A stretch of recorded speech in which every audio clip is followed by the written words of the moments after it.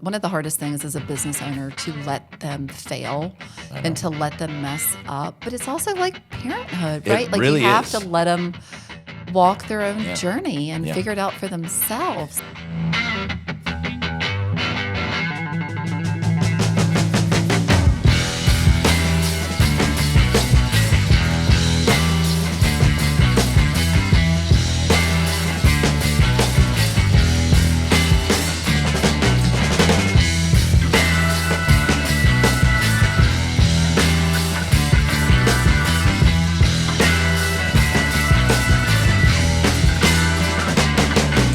Hey everybody, and welcome back to the Exit Is Now podcast with me, your host, Scott Snider. A great episode today, hanging out with my dear friend, longtime friend, just got reacquainted too, I feel. Yeah. Rebecca, and we spent I've seen you like a bunch. Like you spent the Drive Value launch party with us. That was pretty cool, fun. right? That was fun. Loved what you guys did with that. You came, I think, to your first ever exit planning summit this year, right? I did. And I think a place we'll probably get into this as we start talking about your practice and kind of what you're all about. But I think a unique spot for you. Hopefully you come back for another round in Nashville.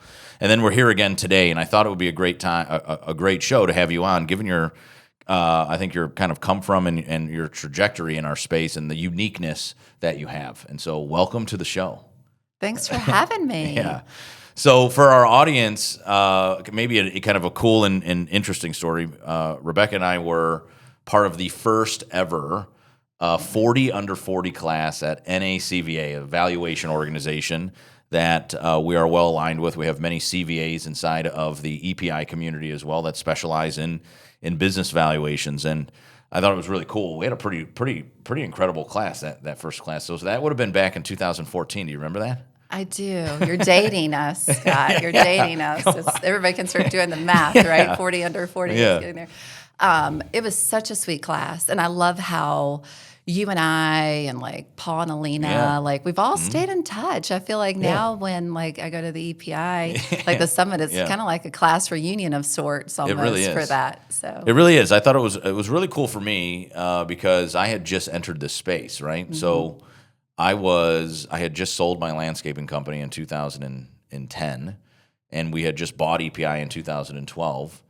And then NACVA put together that 40 under 40 kind of honoring different walks, right? Like a variety of different types of advisors. So even though they were a valuation organization, they honored different folks that were kind of trailblazers. And I think they still do it today, right? 10 or so years later, they're still making it happen. But and we were I think the inaugural class. Right. There's something about being cool. first. It was funny when she came to the Drive Value launch party, she came in hand like with our 40 under 40 magazine that we were in. It was like a real blast from the past. I'm super sentimental. So I saved it because I remember we went and then they had further publications. And I remember thumbing through the catalog. And then I'm like, oh my God, there's our picture. Mm-hmm.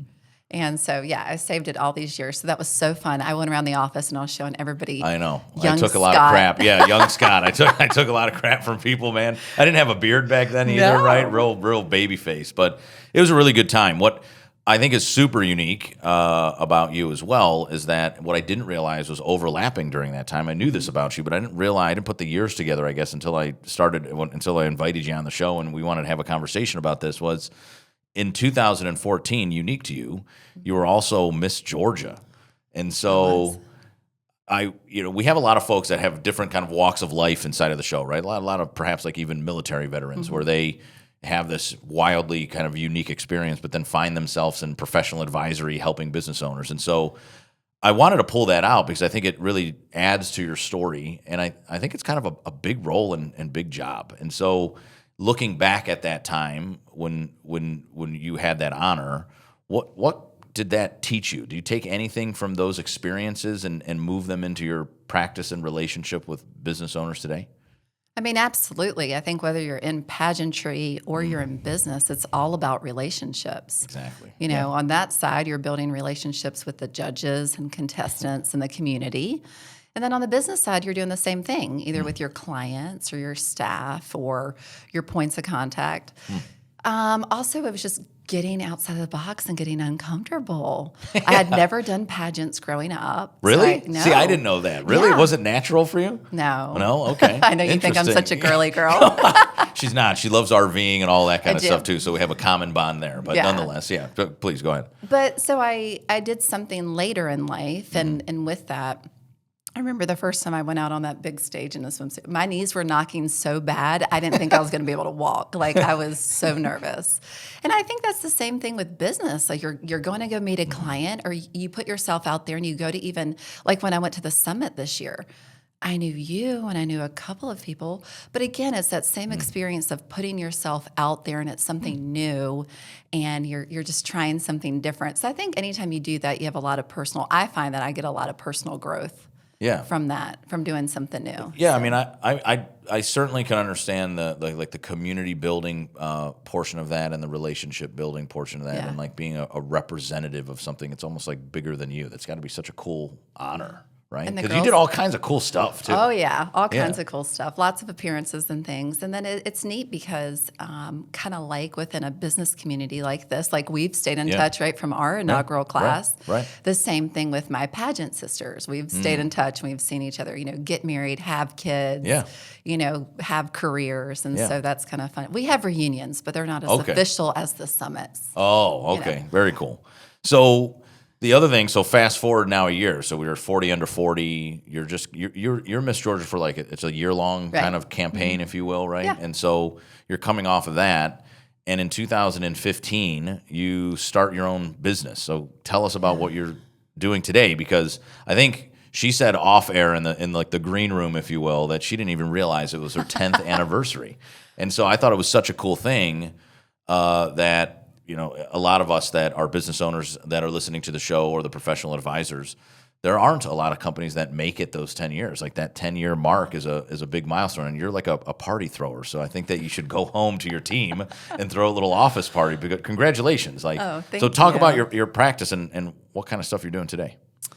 Well, I'm still specializing in veterinary. I think I didn't realize the 10-year mark, because I did realize that I had been in the industry for 20 years, right. In 2024, I hit 20 years. So that was huge. And we definitely, certainly celebrated that. And that was a big milestone for me.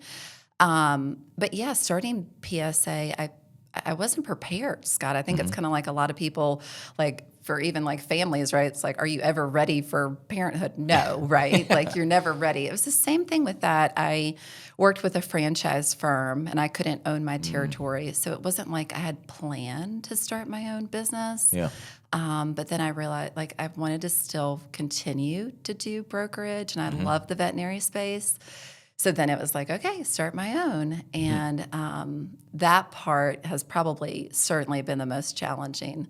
Love what I do. I'm good at what I do. Yeah. But running a business, It's tough. it's tough. Yeah. That's not my favorite Well, part. that's why I think the 10-year mark is such an accomplishment, right? Because you've been doing it and growing the business all of those 10 years. So why the specialty? Talk to me about that. I think like we have a lot of business brokers and M&A advisors inside of the EPI community, but not necessarily people that have like a specialization. So what drew you into the veterinarian stuff? It found me. Okay.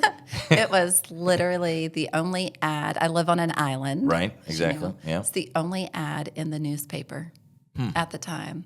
And Really? it was very vague. It was like a brokerage firm, and I sent my resume in. I had a background in appraisal. Okay.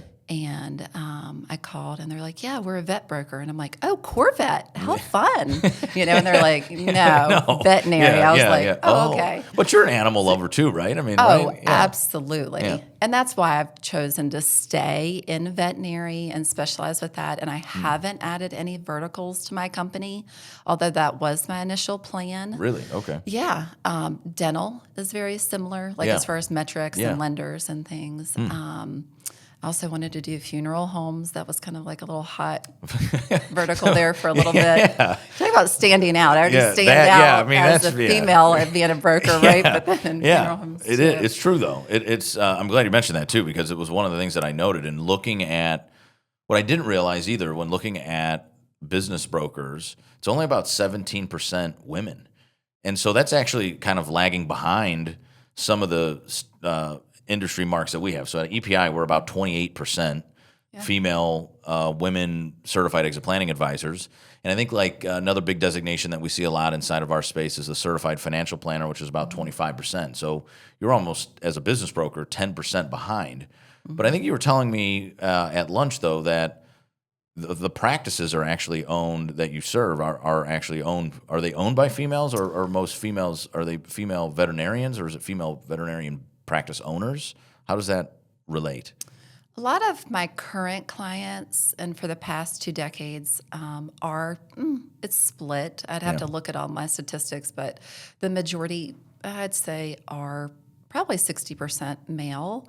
But that's the older generation. Right. So what we were talking about earlier was the graduates now from vet school. It's over 90% female. So it's becoming an extremely female dominant industry now. And are they going to work for these practices? Are they starting their practices?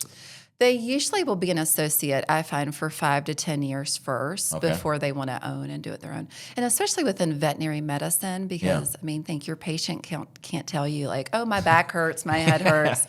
It's really tough. And so they like to get the experience of working with somebody and having a mentor to help them with the medicine part of it.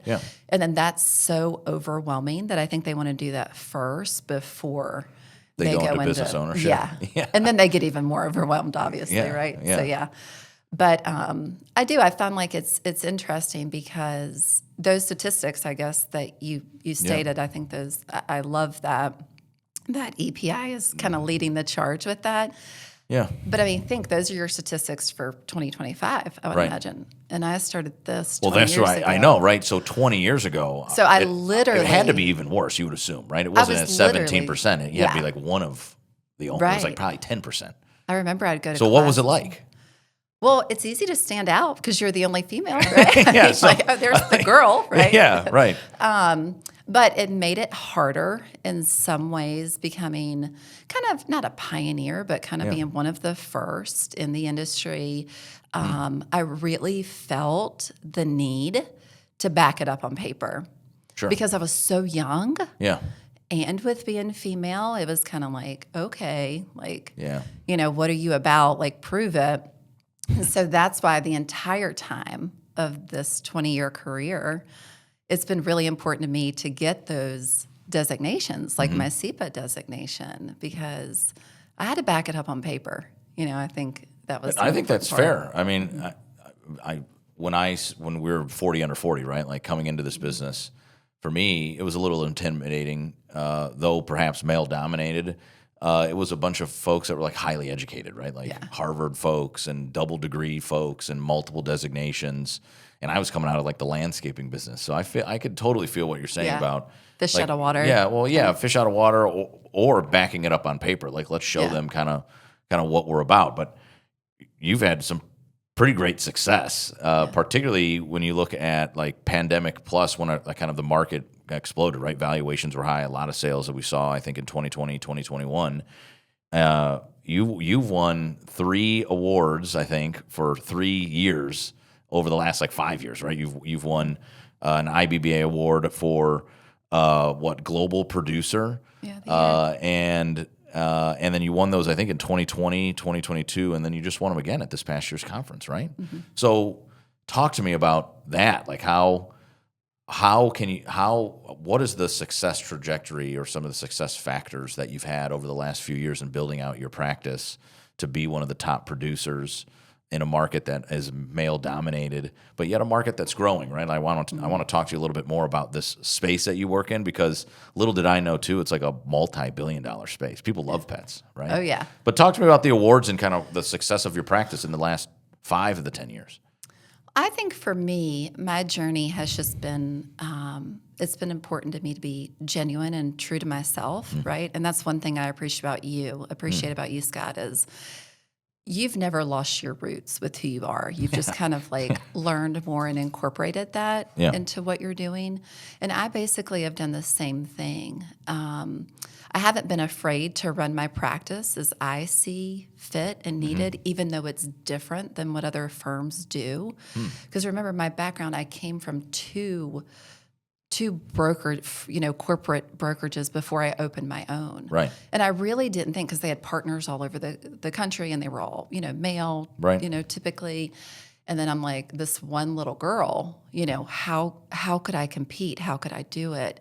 And at first, the thought of competition, like, it scared me, like, how could one girl do it? Now I lean into that, because doing it different, like my firm, my team is small, my firm is boutique, I'm very hands-on, it's exceptionally relational.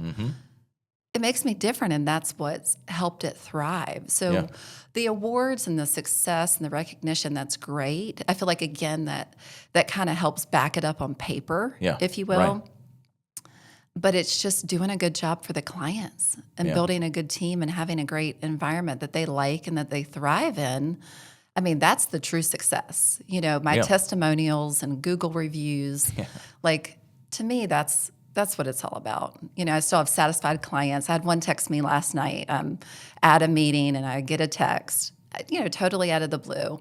Hey, this is my new lake house. Like, here's the game room. Isn't that Here's cool? this. Yeah, and I'm cool. like, this is what it's all about. Yeah. Like, that's my heart. Like, that's what it's all about, is just having that relationship.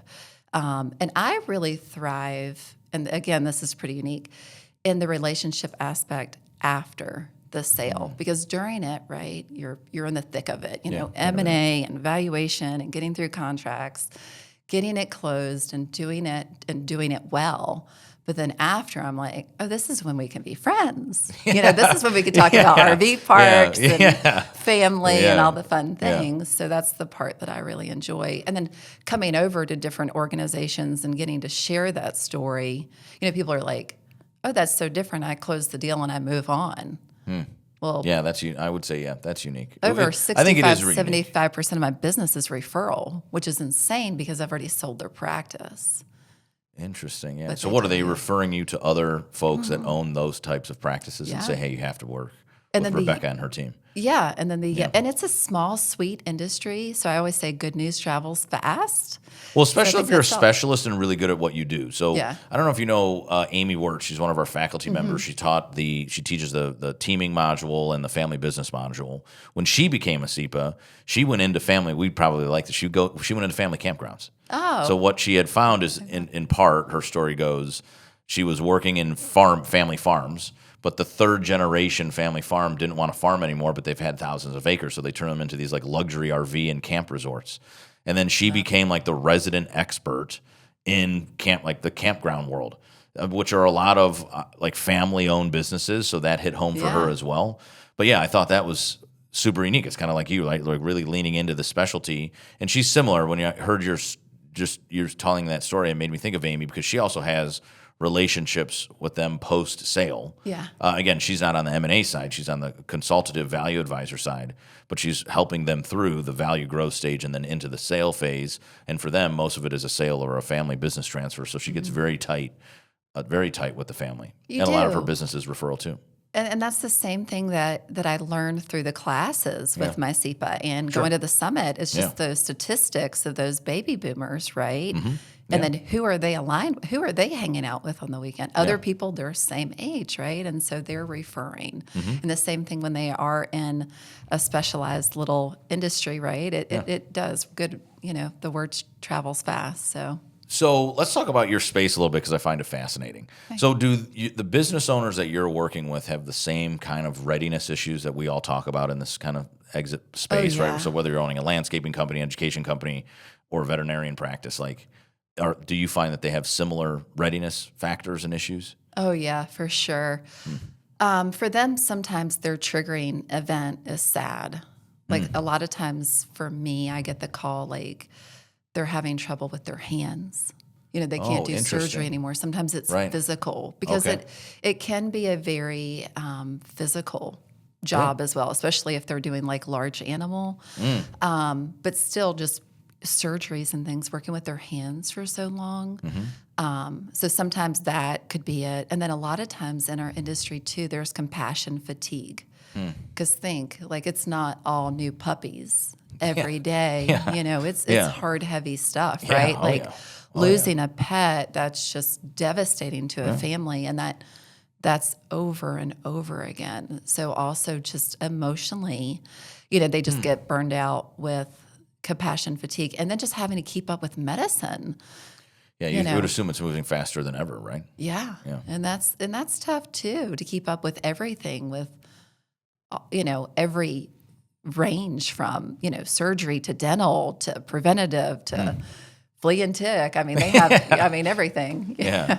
So are these vet practices, and this might be a silly question, but are they ranging from like your average pet to, are you doing all the way, are these practices doing like farm animals? Is that considered in the same realm? Yeah. Yeah. So you've seen it kind of the whole practice. Who are buying these practices? So one of the things I looked up was, like, according to the American Animal Hospital Association, which I'm sure you're a part of and aware of. But they said, your industry to me is fascinating. 50% of the market they felt was consolidated just last year alone. I mean, that's a pretty big number. So, like, who are their buyers? Or private equity firms buying these things? Who are you selling to?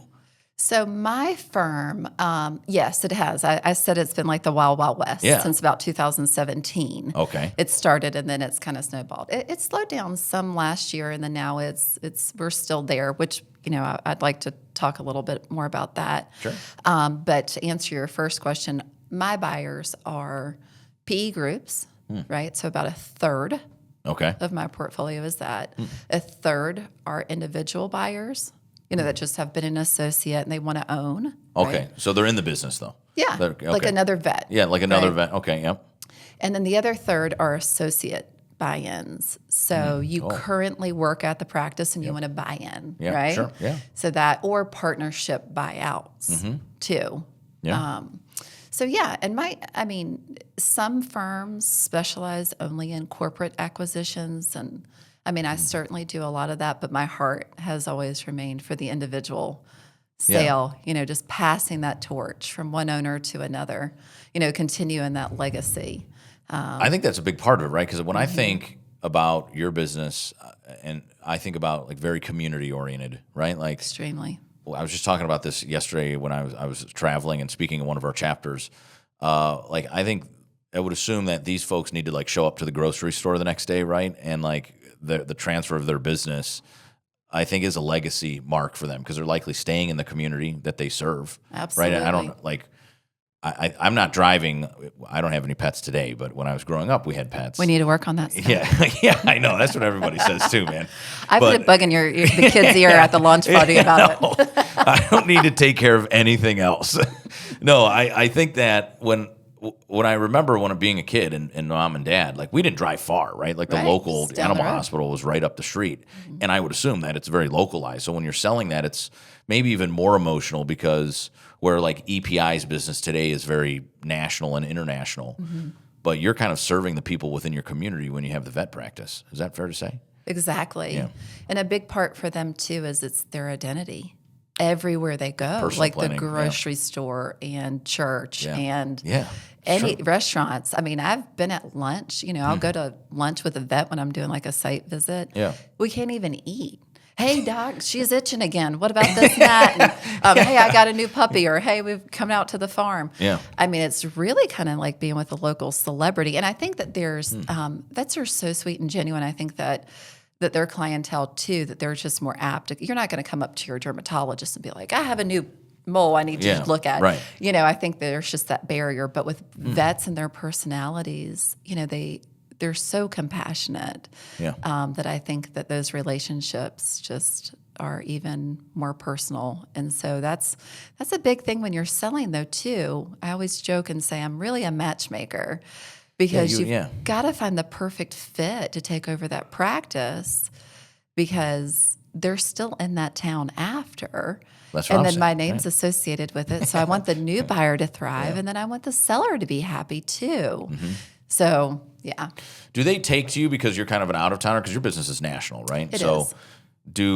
And I would assume, given the kind of the specialty that you're in, there's not somebody that sells specific practices like you do right in their backyard. So they have to bring in somebody that works nationally. Is there any hesitation for them when you're coming into the equation because you're from Georgia and they're from Oregon? No, I think they know. I think especially if I can have a conversation with them, Yeah. either over the phone or I probably will meet them at a conference. I think they can tell that, the sincerity is there, the Yeah. passion is there.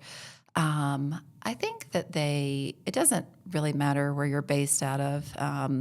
The biggest thing with that is as far as valuation, like we know business Yeah. valuation, that doesn't have anything to do with your location really. Right. Just the real estate portion of it does. And it helps because this was another thing that I did to kind of back it up on paper to build my resume when I started this.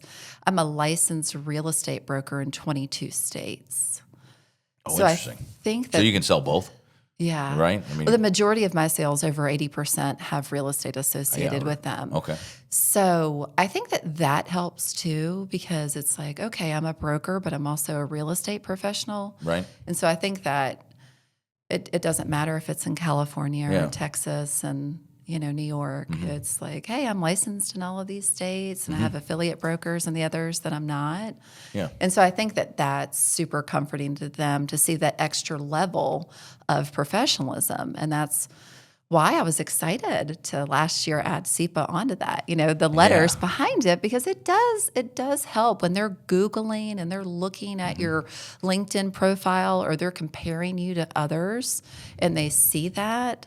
They're like, okay, like this person's legit. They care. Like they're educated. Yeah. Well, let's go back to the buyer conversation too, because one of the other, because I don't know if it is, I want to ask you if it makes sense in this field. One of the biggest things that we've heard this year in the EPI world is this concept of ETA, entrepreneurship through acquisition. And there's something here in Cleveland called Promise Partners. Now, they're a national organization, but they're headquartered out of a university here called Case Western Reserve University.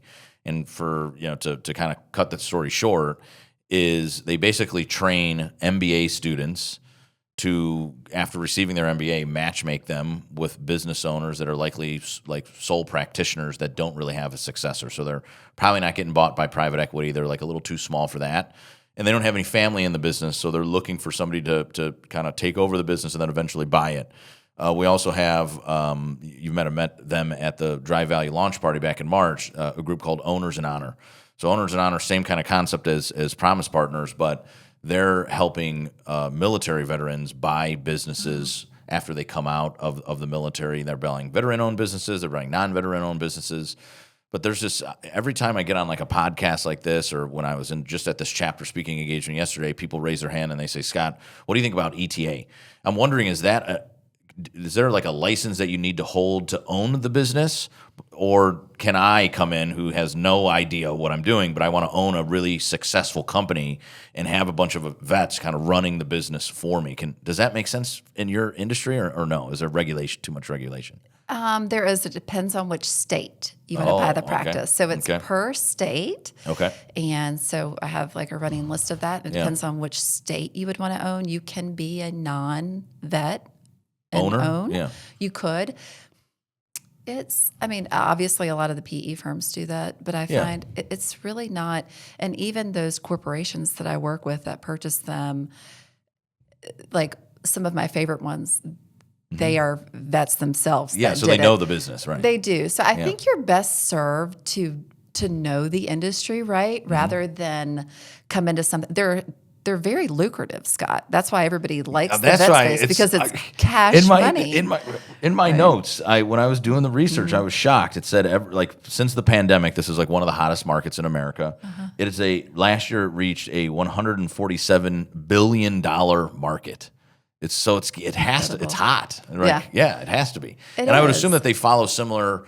The veterinarian practice owners follow similar statistics that we see, right? Like 57% of them or 50% of them are likely baby boomers, and 57% of them are likely looking to transition in the next 5 years. And so they have similar, again, readiness issues and similar age demographics, and what I guess is a huge, massive market, even still emerging in the United States. They do. I just find that the companies that do acquire them that are they do so much better when they have vets on staff and officers in the company that are used to it. And I think they've all learned that through time, because like I've kind of done this journey with them, like before they were here, and then they came in the space, and then it's kind of heated up, and then the bubble burst a little bit, and then now they're starting to acquire each other, right? So the fish are getting bigger, right? Yeah, right. But the ones that are so successful, because I've seen them go under as well, they have more of that vet mentality. I think it's just better to do it if you know it and you love it. That's going to be that's fair. You're going to do better. Well, maybe I have to go back to school if I want to buy one of these things, right? Yeah. So, you want to buy one, I can help you find space. That's what I'm saying, right? But you do, and it's so. We haven't talked about this, but there's a shortage of vets right now. Really? So that makes it really tough for a non-vet to come in. Like my lenders who specialize, like big banks, there's Bank of America, Fifth Third Bank. I mean, there's Wells. They have special veterinary divisions that only like do vet loans, just like they do dental as well. They have areas that they specialize in, but they won't lend to the majority of those won't lend to a non-vet. Interesting. Because at the end of the day, you got to be in there. You got to be able to. If somebody calls in sick, you got to be able to roll up your sleaves and get in there. I mean, I just. I don't think you could do it, you're right. Scott. You don't have a dog right now. No, I don't know anything about this, but I just thought it was an interesting exit option play, particularly too, given it like the community focus. So it's like, though I might not be trained in the industry, I am local to the community. So if you want to create that lasting legacy, if you want to sit next to me in church or at the country club or at the little diner, and they might not say, hey, that's Scott, the doctor, the vet,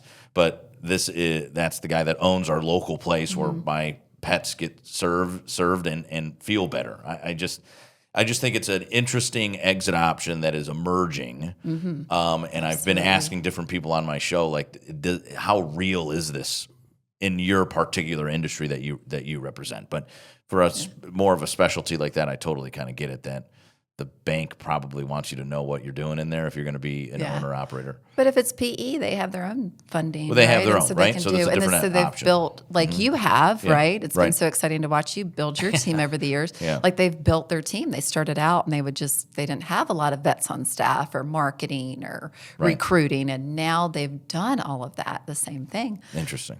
So I have to take a quick break, but when I come back, I want to talk about two things. One, I want to focus on you as a business owner.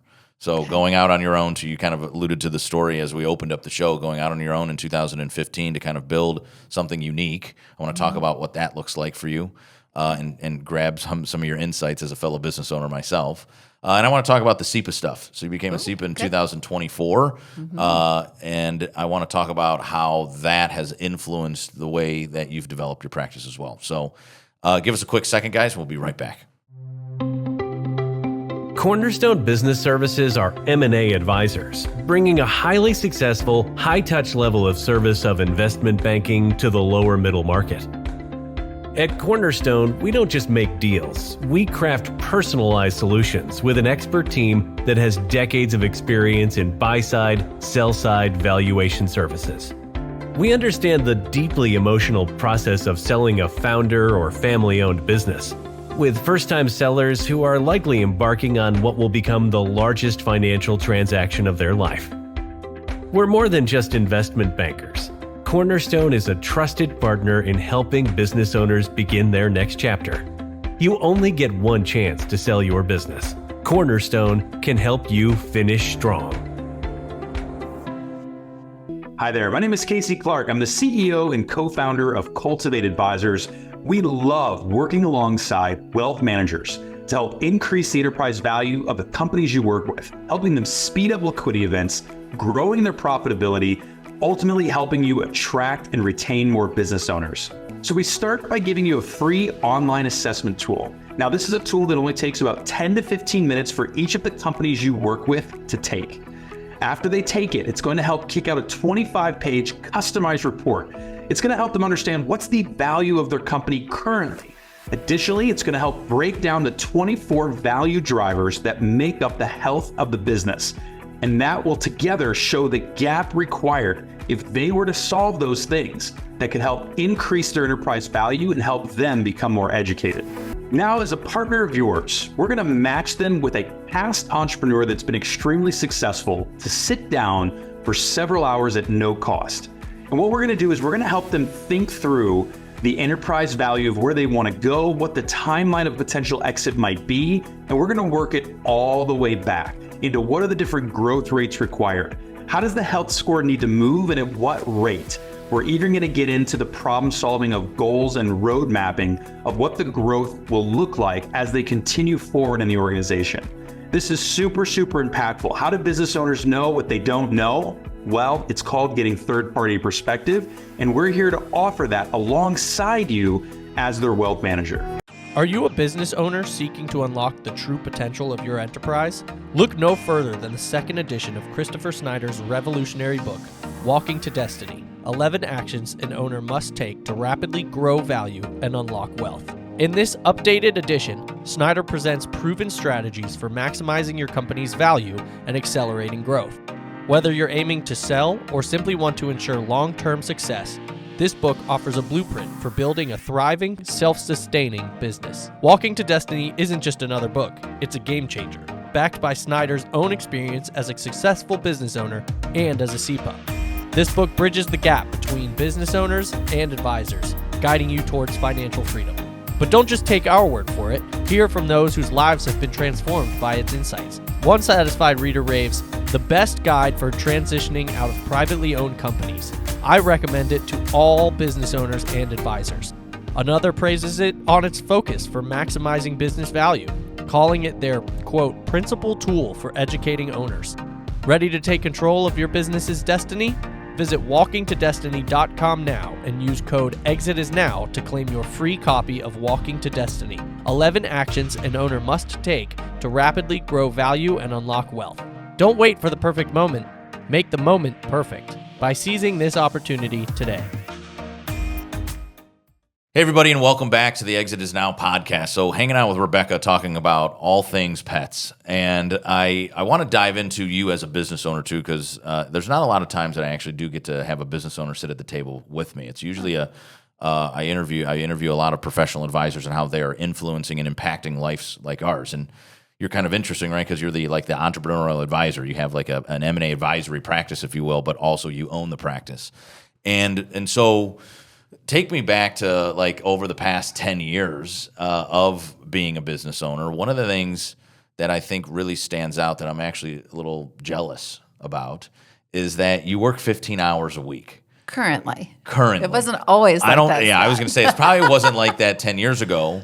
Yeah. But I think there's maybe a double concept, right? It's like we teach a lot of it at the Exit Planning Institute about decentralizing yourself from your business and this blend and balance, if you will, of business, personal, and financial goals. And I just think it's really cool that you said, look, I want this style of practice. I want these types of clients, and I want this lifestyle. And as we talked about in the first segment, not only have you been growing for 10 years in your practice, but you're an award winner, or you're award-winning at it as well. But so take me back to day one, like in the first 5 years, what were some of the biggest struggles for you? Like what are some of the lessons learned? Yeah, a lot of late nights. And like I said, I wasn't planning on opening my firm. That was the other thing. Like that was not, I didn't see that coming. So I think that was hard too when you get thrown. I'm such a planner, as you know, since we've been friends. I am such a planner. Yeah. So not to have a plan for that was really hard because I felt like at first I was just trying to come up for air.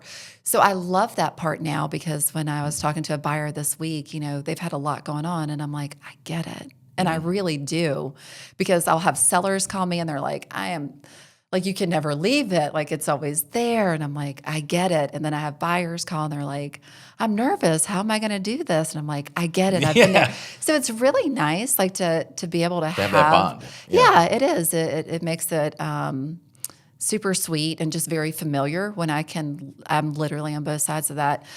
So when I went through my CEPA class and, I've had a lot of respect for you and your dad over the years. And then I read about that decentralized. I was like, okay, I'm doing something right. Doing something right.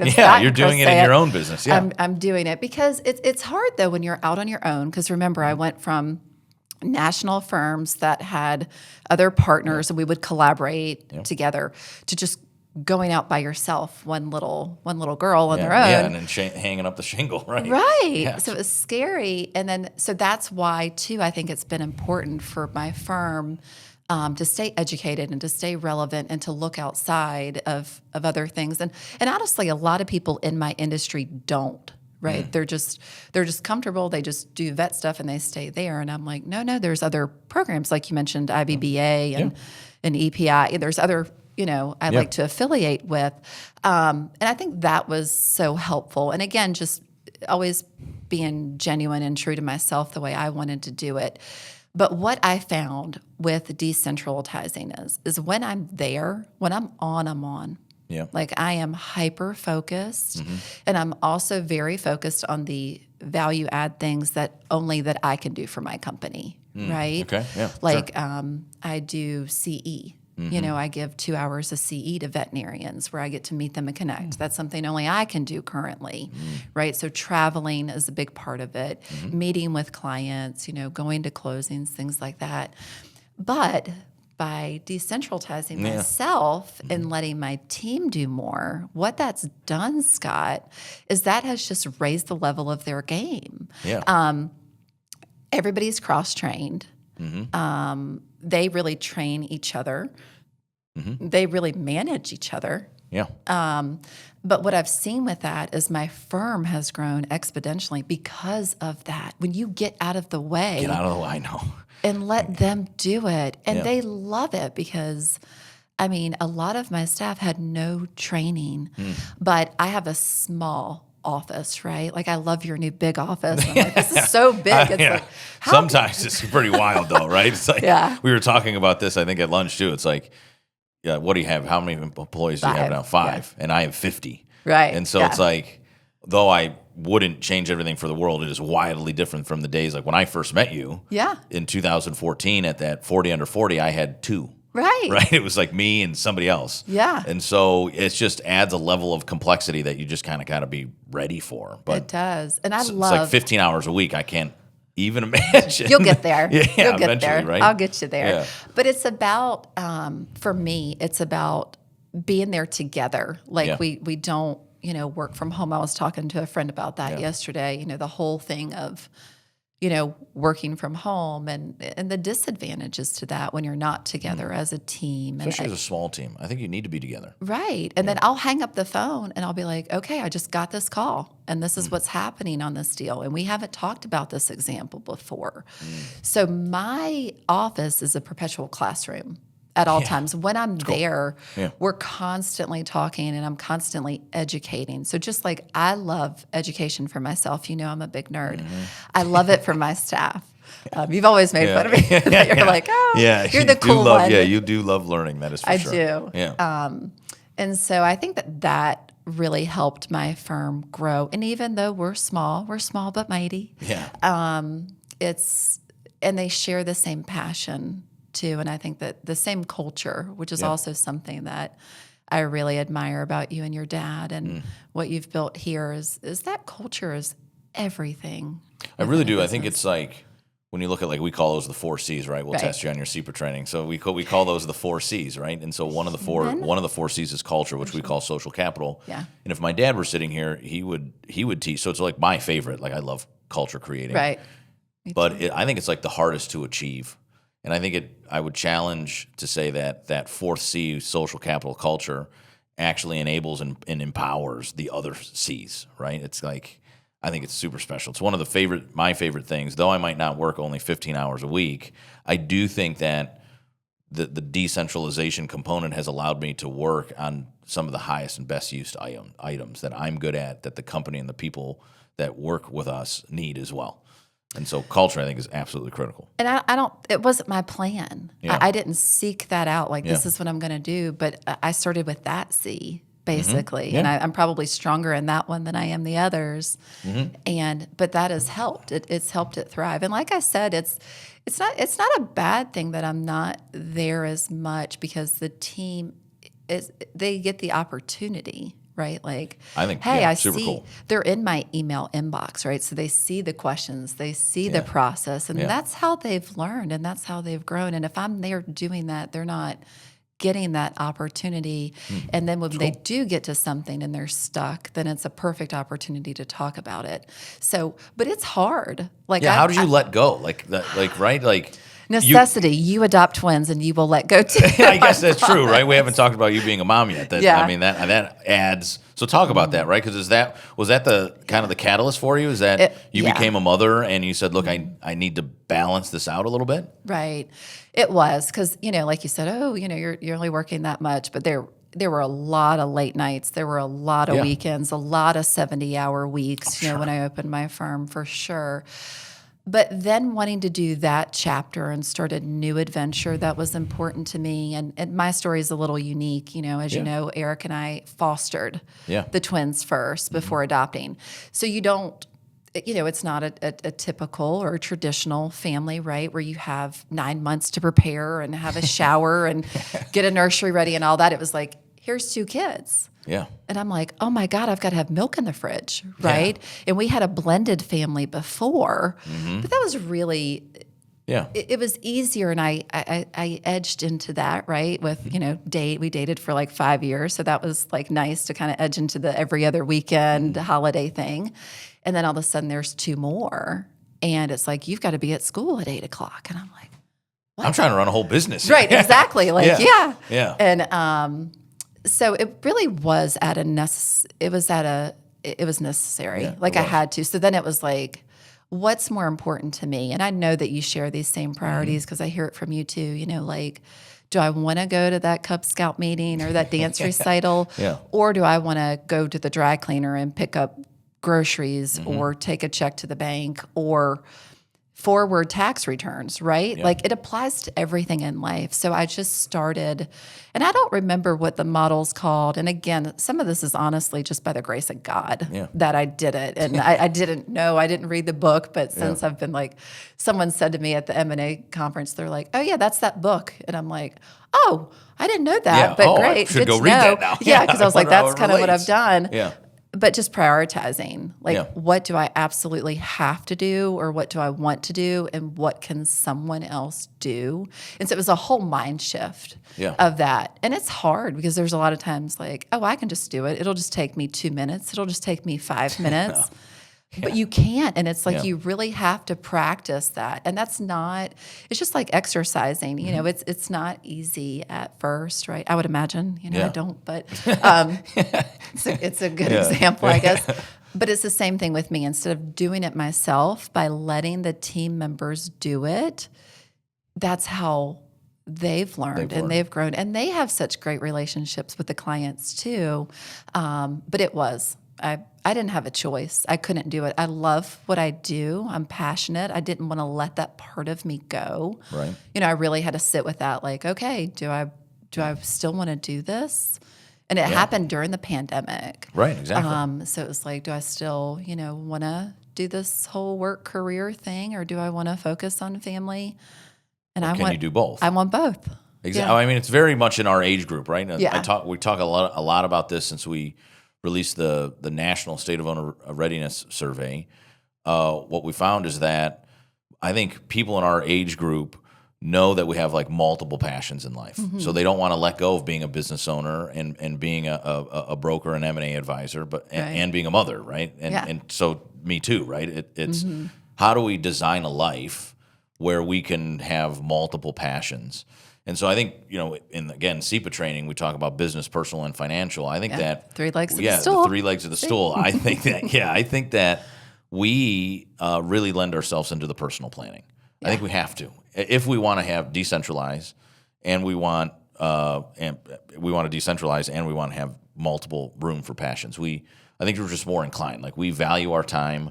We are a work harder, not smarter kind of generation. Right. And we have this kind of natural want to blend and balance. And so, I think it's really inspiring, actually, to hear your story, to say, look, it's not a either or, it's both. We could do both if I just plan right and then relinquish some control. I mean, it can't be, It's got to be. I know for me, growing EPI, it's been really hard to just say like, yes, you're going to fail a few times and it's going to set us back a little bit, but I have to let you do that so that we can learn and grow. Because you also have a relatively young team, like me, like at EPI, we have a relatively young team. So, but it's instrumental to do it. It has to, It really is, and I think that's the beauty of it. Is I feel like you and I, like we have that same mentality, but we're close enough to their age that we can relate. But then, we're close enough that we can relate with our clients and everything as well.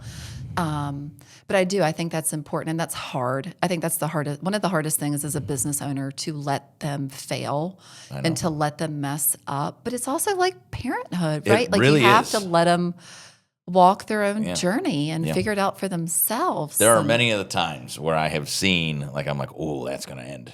That's definitely the wrong thing. And I know it's wrong because I've done it, right? It's not so I learned the hard way, but you kind of got to let them, again, walk their own walk so they have that journey. But I just think, and there's no easy way around it. There's not like a book on it, right? It is literally that simple. When people ask decentralization questions all the time, and my answer is you just got to get really comfortable being like pretty much uncomfortable, right? Where you're saying like, I'm watching that happen and I have to at least once or twice so that they have their own learning experience, and then I can come over and mentor them in that way. But I think that's absolutely critical to success. And the trust and the relationship that you build from that by letting them, and they know it, Scott. You don't even have to say like, oh, that's wrong, you messed up on that.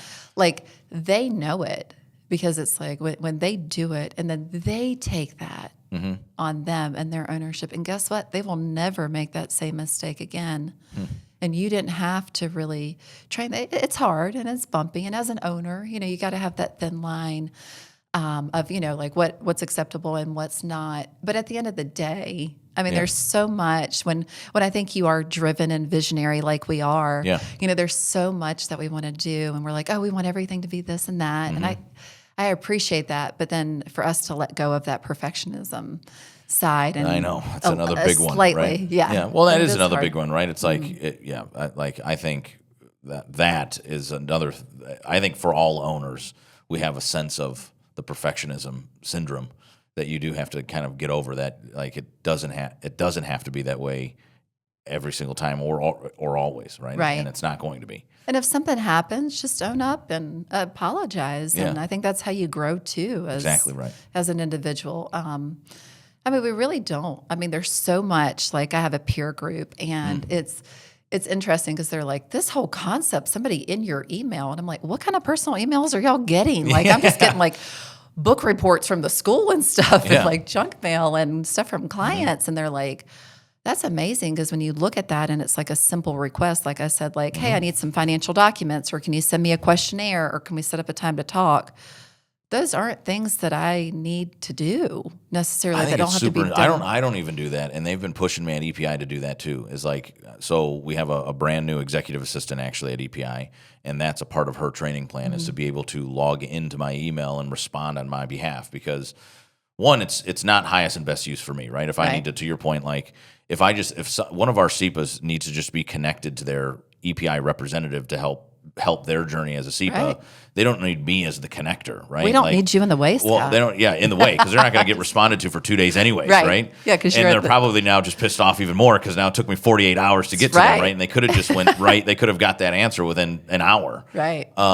But to your point, I have not done that yet myself. But if you look at some of the most successful entrepreneurs, they have a team or they have an executive assistant type that's doing an email scan for them, and frankly, pairing people up or responding people even like quicker and better. It's actually not just a higher and best use item for me. It's like a customer satisfaction score thing. So they're not waiting for 2 days to get to answer. They're getting answers, live action, right on it. But yeah, it's just and that's exactly what I say. Like if you want it quick, email Aaliyah, right? Or Carson will do it, or Catherine. Exactly. But with me, there's going to be more of a delay. And that's the other thing too is, and like you guys talk about in the book and in the designation program, that importance of decentralizing, but how it builds your team, right? Because she's going to get to know that part of you better. And then the other thing that I welcome and I want for you, Scott, is when you come into the office and you sit down and you don't have 400 emails. You have 20 that need your attention. Yeah.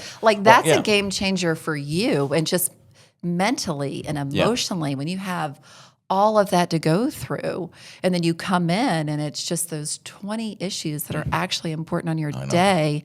Like, I love that, and I'm excited about that for you. Well, that's how you've amplified, I think, your business too, whether it's the awards, whether it's the 10-year anniversary, whether it's the 15 hours a week and the blend and balance of family life and entrepreneurship. To me, it's optimizing. It's certainly like an optimization of your time. I think that, I would love that I come into the office with only 20 like major things. Like these are the things that you should be looking for. But we'll have you on the show in like 6 months.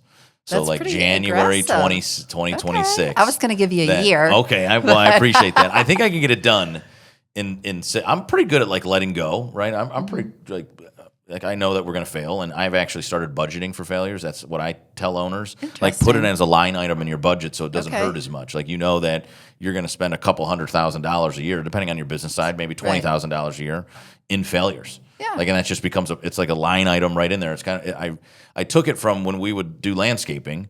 There would be like an overage. I put like 5% overage on there. So when like I thought there was 20 yards of mulch and there happened to be 25 yards, I'm just not eating it. It's already budgeted. So I said, could you take similar like contracting concepts like paint overage or landscape material overage, building like a home building overage, and apply it to your everyday business when you know that you have a younger team that you're going to do some trial and error, because it's not just like you might be able to get over as an owner the hey, we failed a couple times and we're going to course correct that. I think it really starts to hurt when it starts costing you money. Right. But if you budget it and it doesn't happen, then boom, you're better than budget. Right. But if it happens and it does cost you money, at least it's provided, and you're looking at that net number anyway, so it's already taken away from there. It's like putting money away in your 401k, right? You just start putting it away when you're young and putting it away, and you don't even notice that it's out of your paycheck because it's just been a part of who you are. So that's what I've started doing. I love that. That is so intentional. I like it. It just started really kind of slapping me in the face, right? So as you know, right, and as our audience knows, my dad's my business partner, right? So I have to look at the 51% owner of the company and be like, well, we're short $50,000 here. And he's going to be like, what happened? I was like, well, we messed up this because I'm trying to like do some trial and error. And now I can say like, well, that it's budgeted. So it's like, we agree that we're going to make this money. And that just becomes another line item, or you want to raise your profit. It's you're just working the budget like anything else. And I think you'll be surprised. I don't know how long you've done it. I think, like I've noticed with doing it, like I said, they take so much ownership of it, and they know that you really care. Mm-hmm. You're really not going to fail as much as you think. And sometimes it's just trying a new avenue and trying something unique and different. And like I said, pushing yourself, getting outside of that comfort zone. You're going to ace it, though. You'll do great. Well, we are at the top of the hour, so we've already been cruising. I told you this. That went by so fast. We could talk forever. I told you. Like, we have to manage our time. But I really appreciate you coming all the way into Cleveland for the show and hanging out and catching up. And for our listeners and audience, our next show is on September 17th. So please subscribe, listen, and leave a review on all of your podcast platforms. Rebecca, I really appreciate it. Thank you. I loved being here. Thanks for having me, cool. Scott. We'll see you guys. Thanks.